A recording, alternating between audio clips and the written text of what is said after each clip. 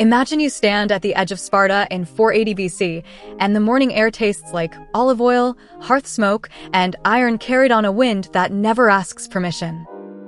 You see men in the street pause mid-step, not because a festival begins, but because a runner arrives as if thrown by the gods, bare legs streaked with dust, eyes bright with the terror of distance.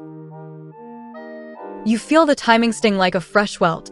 The year turns, oaths remain, but the world does not pause for holy days, council arguments, or prayers whispered into temple stone. You hear the message before it fully becomes words, because the faces around you already tighten in the old way. Persia moves again, not a raid that burns a few farms, but a swallowing that eats coastlines and leaves names behind like bones. You see the name Leonidas pass from mouth to mouth the way a blade leaves its scabbard, quiet, inevitable, sharp in the air. You feel your stomach drop, not from fear alone, but from the question hiding behind every command. Will the other cities arrive, or will this march end as an inconvenient story told by strangers who survive you? The order is simple in sound and impossible in weight. Go north, hold the pass, buy time for Greece to breathe. You do not see Persia yet, but you already smell it in imagination. Sweat of thousands, leather, horse, strange spices, smoke from fires that never go out because the army is too large to sleep cold. You feel your own gear become heavier just thinking about the distance. Bronze that bites the shoulder, a shield that bruises the forearm, a spear that turns your hand into a clamp. Somewhere a mother's hand grips a son's wrist too long, but the boy pulls free because the city expects a shape from him, not a beating heart. You see Leonidas at last, not as a statue, but as a man whose calm looks like a door you must walk through. You feel the air change around him, not magic, but the pressure of decisions already made. Words move among the chosen, and you become one of the moving parts, limited men, selected not because death is desired, but because delay is demanded. You march north and the road grinds skin off your heels until each step feels like stepping on coarse sand buried under flesh. You see the land open and close, valleys that smell of wet grass, rocky ridges where goats stare like they know something you do not. You feel your cloak stiffen with salt and dried sweat until it becomes less a cloth and more a crust that scrapes your neck raw. You taste dried figs that promise sweetness but deliver dust, because even the fruit seems to know this is not a journey of comfort. You see companions adjust straps, tighten laces, rub shoulders where bronze rubs bone. Nobody speaks of home directly, but you hear home in every quiet pause. You feel hunger arrive early, not because food is absent, but because the body spends itself ahead of the mind. Each mile is a coin spent from a purse you cannot refill. You smell campfires at night, smoke in your hair, smoke in your beard, smoke in your bedding, until sleep itself tastes like ash. Imagine the road narrows and the sea appears, not as a friendly blue, but as a hard surface that throws wind and salt into your eyes. You see Thermopylae before you think of it as a name, a wet, narrow choke point where cliffs press down and the shoreline pinches the world into a corridor. You feel the ground underfoot turn slick in places because sulfur springs bleed from the earth, and the air stinks like rotten eggs and wet stone. You hear water hiss on pebbles and the distant slap of waves, but the sound does not soothe. It counts time like a dripping roof in a sick room. The pass feels like a door frame waiting for a body. You feel the geometry of it, too tight for cavalry to run wide, too narrow for numbers to become a tide all at once. Therefore, the land itself becomes a weapon, but only if bodies hold it. You start to build, because waiting without doing turns the mind into a cage. You see old rubble and broken stone, and the remains of earlier walls that crumble under your hands like stale bread. You feel your fingers split on sharp edges, grit packs under nails, and blood mixes with dust until your hands look like someone else's. Each rock stacks onto another rock with a dull knock, and each knock sounds like a wager placed against a future you may never witness. You see men glance north constantly, like deer that sense a predator beyond the trees. You feel the sun bake sweat into salt lines on your skin. When you wipe your face, your palm tastes of the sea and your own fear. The wall rises low, not magnificent, but stubborn, the kind of barrier a desperate person makes when the door will not hold. Scouts slip away and return with eyes that refuse to meet yours for too long. You see mouths open to speak numbers, but numbers fracture into arguments. Some say the enemy is a river of men, others swear they see only the first wave, only a taste. You feel the uncertainty crawl under armor like ants. You cannot verify, therefore you must choose your fear and fight anyway. You hear guesses sharpen into rumors, rumors harden into certainty, but certainty here is only a mask people wear to keep their hands from shaking. Allies arrive, but not as a glorious flood. You see them trickle in unevenly, men with different accents, different armor, different prayers tied around wrists and necks. You feel their eyes on you, because Spartans carry a reputation like a banner even when no banner flies. You hear them test your faces for certainty you do not have, as if courage is something visible behind the eyes. Some look eager, like boys who think death is a story with applause. Others look pale around the mouth, because they understand the math that everyone tries not to speak. But they stand, therefore the pass begins to feel less like a trap and more like a shared decision. Night comes and the trials change shape. You see darkness fill the cracks between rocks, the sea becomes a black sheet, the cliffs become a taller shadow. You feel sleep approach, but every time your eyes soften, a sound jerks you back, pebbles sliding down a slope, a twig snapping, a cough swallowed too late. You don't know if it is an animal or a spy. You don't know if tomorrow brings a negotiation or an avalanche of arrows.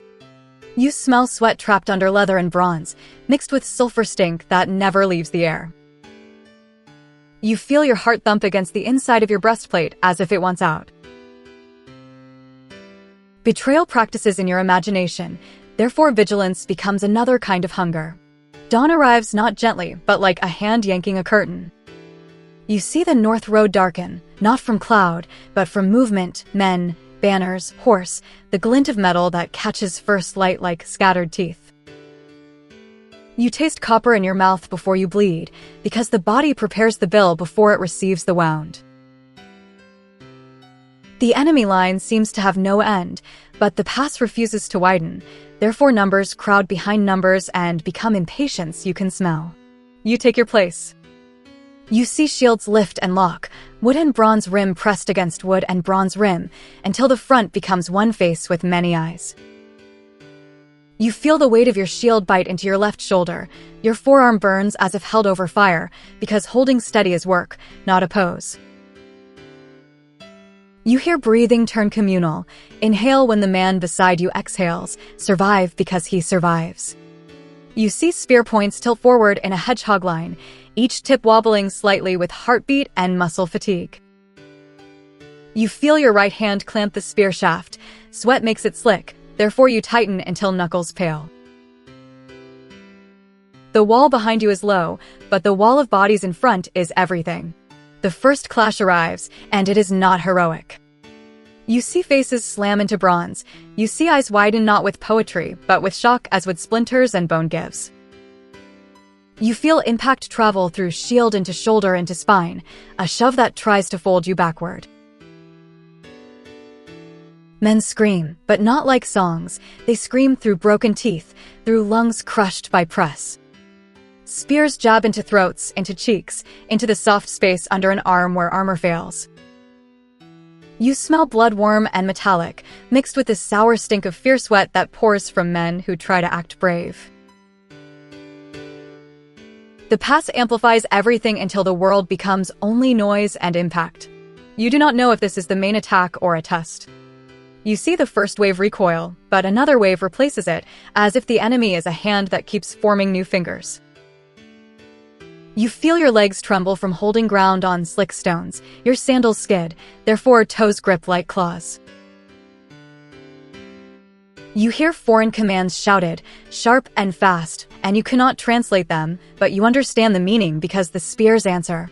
Time becomes strange. You see the sun climb and fall, but the battle does not feel like a day. It feels like a single breath held too long. You feel thirst scrape your throat. Your tongue sticks to teeth. therefore you swallow spit that tastes of dust and iron. You recognize sounds now. Different armor makes different notes when struck. Different languages have different rhythms when they beg or curse. You see bodies pile where the corridor pinches, and each body changes footing, changes balance, changes the way a shield must angle to keep a spear from sliding in. You feel fatigue thicken your arms until lifting the spear feels like lifting wet timber. But the line holds, therefore the enemy begins to look uncertain, as if the great machine expects the small door to open and it does not. Between surges there is a thin moment where nothing moves but breath. You see men glance down at their hands as if surprised they still exist. You feel your fingers cramp around wood. When you relax them, pain shoots up the wrist like a warning. Someone behind mutters a prayer, but it is not elegant. It is a bargain spoken to any god willing to listen. You smell hot bronze where sunlight bakes it. The metal gives off a sharp scent like coins rubbed hard. You feel flies already gather. Therefore you understand that nature never waits for funerals. Another push comes. You see a fresh group step forward in better gear, more disciplined, faces set like stone. You feel your gut tighten because these men move differently. Their steps look practiced, therefore danger changes flavor. The shove hits and you give ground a finger width, then another, and that tiny loss feels like the start of drowning. You see Leonidas somewhere along the line, not taller, not glowing, but present like an anchor. You feel steadiness spread, not comfort, but refusal. Therefore the line stiffens again, shields lock tighter, spears dart like angry insects. Night returns, but it does not bring relief, it brings imagination. You see campfires across the narrow space, a scatter of orange eyes in the dark. You feel the enemy's closeness in the way sound carries, laughter, coughing, the clink of gear, the murmur of men who believe time belongs to them. You don't know if an attack comes in darkness. You don't know if a knife slips through shadows towards sleeping throats.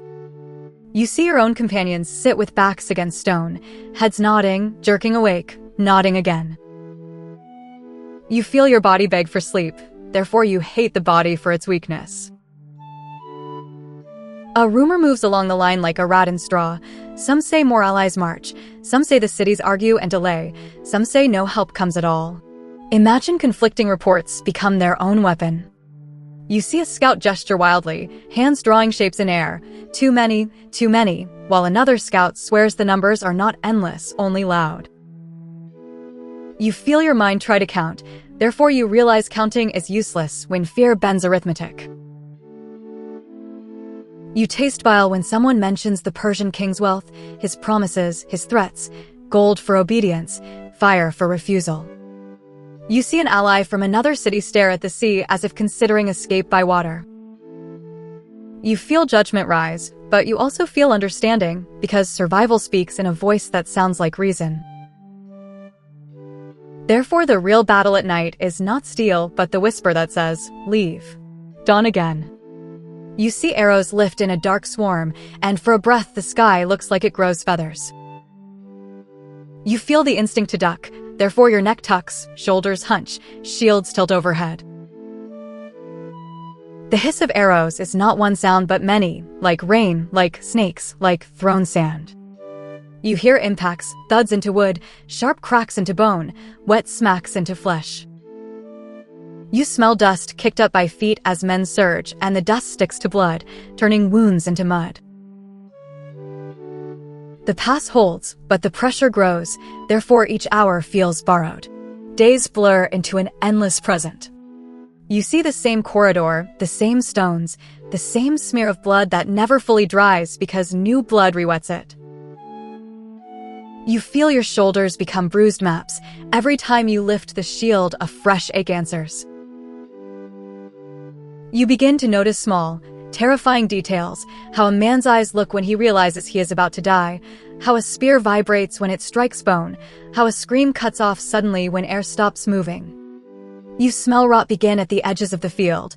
Heat makes death sweet sour, therefore nausea becomes a constant companion.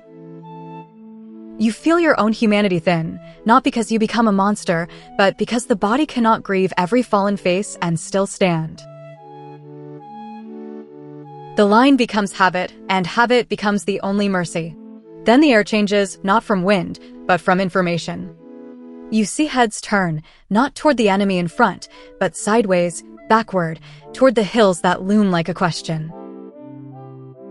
You feel a whisper run along the wall of men like a crack in ice. There is a path behind, a goat track, a way around this door frame. You don't know the guide's name. You don't know if he is greedy, frightened, offended, or simply human. You only know what his choice means. The corridor is no longer the only mouth the enemy uses to bite. You feel cold spread across your spine despite the heat, therefore sweat turns clammy under armor. The fog of war thickens because the threat is now invisible, boots in pine needles, breath held in darkness, steel waiting above. The decision arrives like a dropped stone. You see Leonidas speak, and the words do not need volume. The meaning travels because everyone already tastes it. Some men are sent away, messengers, the wounded who can still walk, allies whose cities demand their return. But others remain, not because of a slogan, not because death sounds beautiful, but because time is currency and bodies are coin.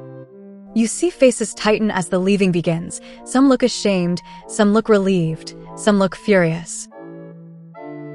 You feel the urge to judge, therefore you also feel the urge to forgive, because each man stands at a different edge of obligation. The line thins, but the purpose sharpens. Imagine the last night with fewer voices. You see fires burn lower, not from lack of wood, but from lack of desire to be seen. You feel the quiet press in. Without chatter, the mind replays every near miss, every scream, every moment your shield slips. You smell oil rubbed into straps, leather warmed by hands that try to prepare for a morning that cannot be prepared for. You see men eat in silence. Bread is hard, cheese is sharp, wine tastes like sour courage. You feel your stomach knot, therefore even food feels like stone. Somewhere an owl calls from the dark hillside, and the sound makes the hair on your arms rise because it resembles a warning. Final morning. You see the widened space beyond the wall because the defense shifts, no longer hiding behind stones, but stepping forward into open ground where the enemy can surround. You feel the sun already hot on your helmet. The bronze turns into an oven lid over your skull. You taste dust that never settles, therefore your mouth becomes a grit-lined cave. The enemy comes from the front with renewed confidence, but there is also motion behind, shadows on the ridge, glints that appear where no glint should be. You feel the trap close without a sound, because traps do not announce themselves. Therefore the last stand is not a speech, it is a change in posture, feet planted harder, shield gripped tighter, eyes narrowed to a tunnel. The first spear thrusts and your spear answers. You see the point disappear into a man's throat, and the throat becomes a fountain of red that steams briefly in the sun. You feel your armor coil from the resistance of flesh and bone. It is not like stabbing water, it is like pushing through thick cloth and then hitting something that does not want to move. The spear shaft shudders, therefore your grip tightens again. Another impact hits your shield. The rim bites your wrist. You feel pain flare, but pain is distant because survival shouts louder. The press becomes absolute, bodies against bodies, the air squeezed out between chests. Your spear splinters. You see the wood crack where a blade bites it, and suddenly the long reach you trust becomes a useless stick. You feel the shock of loss like losing a finger, therefore your hand reaches for the sword without thought.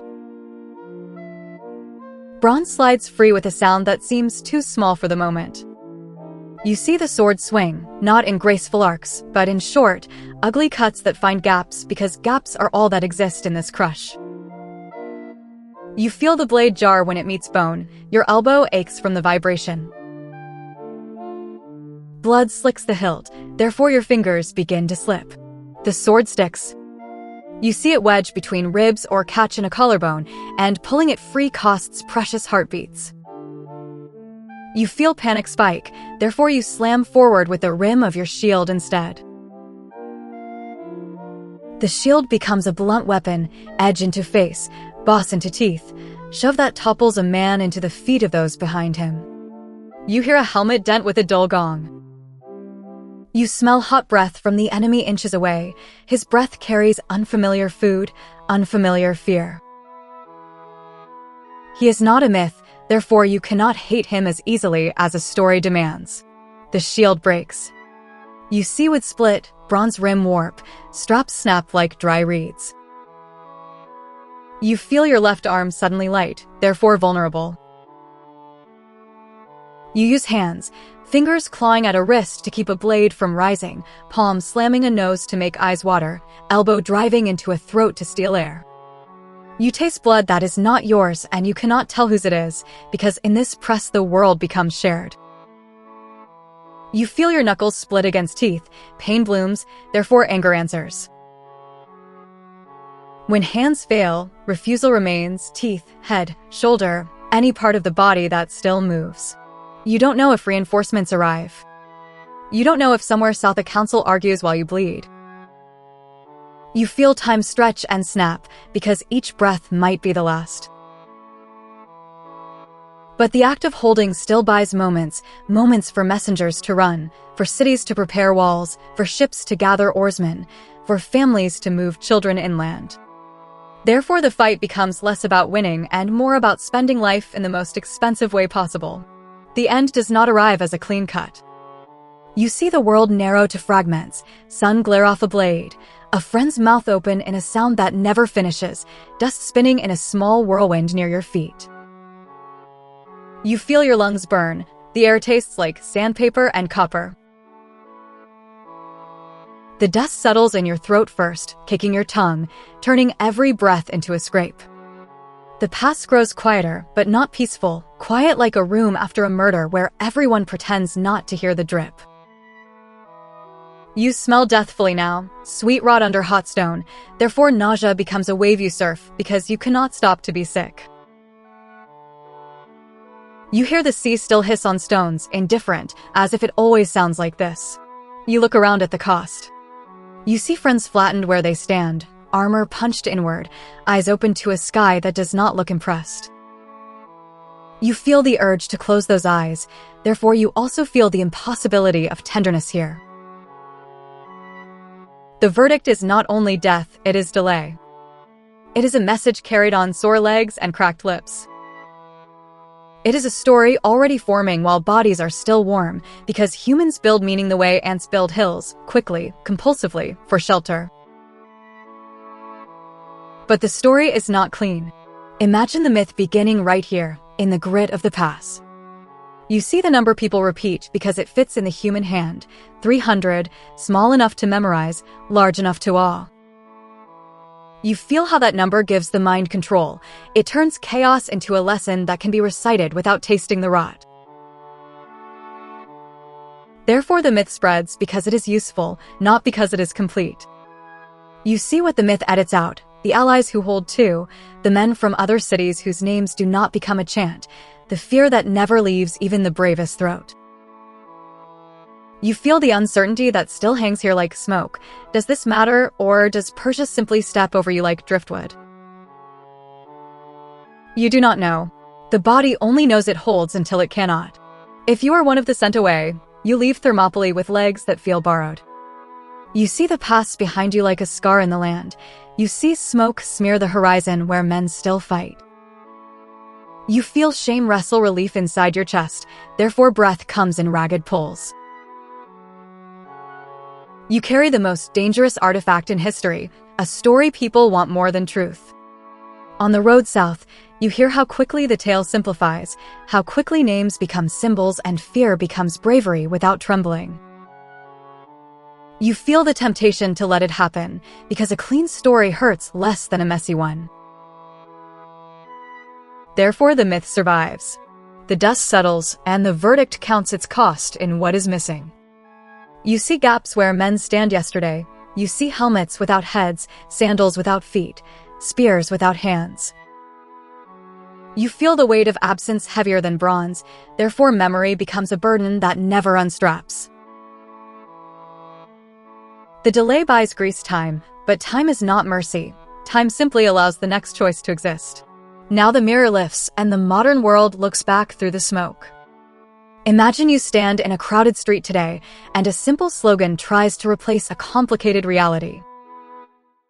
You feel how easily a clean number, a clean phrase, a clean hero makes fear navigable. But you see what gets edited out: the ordinary allies, the uncertain nights, the compromises, the arguments, the people who hold without applause. Therefore, the question is not whether bravery exists. The question is what kind of story you demand to believe in it. The legacy question waits like the past itself, narrow, unavoidable. You see a choice in front of you that no search can answer. When a story becomes more valuable than the truth, do you protect the story because it unites, or do you risk unity to protect what really happens in the mud? You feel the weight of that decision settle into your hands as if it is a shield. Imagine choosing, because the cost always comes due, therefore someone always pays.